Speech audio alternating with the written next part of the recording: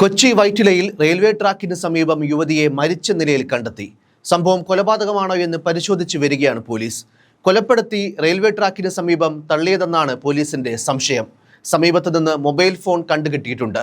Police പരിശോധന തുടരുകയാണ്. മറ്റൊരിടത്ത് കൊലപാതകം നടത്തിയതിനു ശേഷം മൃതദേഹം ട്രാക്കിൽ വെച്ചതാണെന്നാണ് പ്രാഥമിക നിഗമനം. 30 മുതൽ 40 വയസ്സ് പ്രായം തോന്നിക്കുന്ന സ്ത്രീയുടെ മൃതദേഹമാണ് കണ്ടെത്തിയിരിക്കുന്നത്. മൃതദേഹം ട്രെയിൻ കയറാത്ത ട്രാക്കിന് പുറത്താണ്. പുലർച്ചെ 3 മണിയോടെയാണ് റെയിൽവേ ട്രാക്കിനോട് ചേർന്നുള്ള പാലത്തിന്റെ തൂണിനോട് ചേർന്ന് മൃതദേഹം കണ്ടെത്തിയത്. ലോക്കോ പൈലറ്റാണ് മൃതദേഹം കണ്ടത്. പിന്നീട് റെയിൽവേയിലും പോലീസിനെ വിവരം അറിയിക്കുകയായിരുന്നു. ട്രെയിനിൽ നിന്ന് ചാടിയതല്ല, അല്ലെങ്കിൽ ട്രെയിൻ ഇടിച്ചതല്ല എന്നാണ് പോലീസിന്റെ നിഗമനം. പോലീസ് ഇൻക്വസ്റ്റ് നടപടികൾ പൂർത്തിയാക്കി മൃതദേഹം പോസ്റ്റ്മോർട്ടത്തിനായി കൊണ്ടുപോകും. മൃതദേഹം തിരിച്ചറിയുന്നതിനുള്ള അന്വേഷണവും പുരോഗമിക്കുകയാണ്.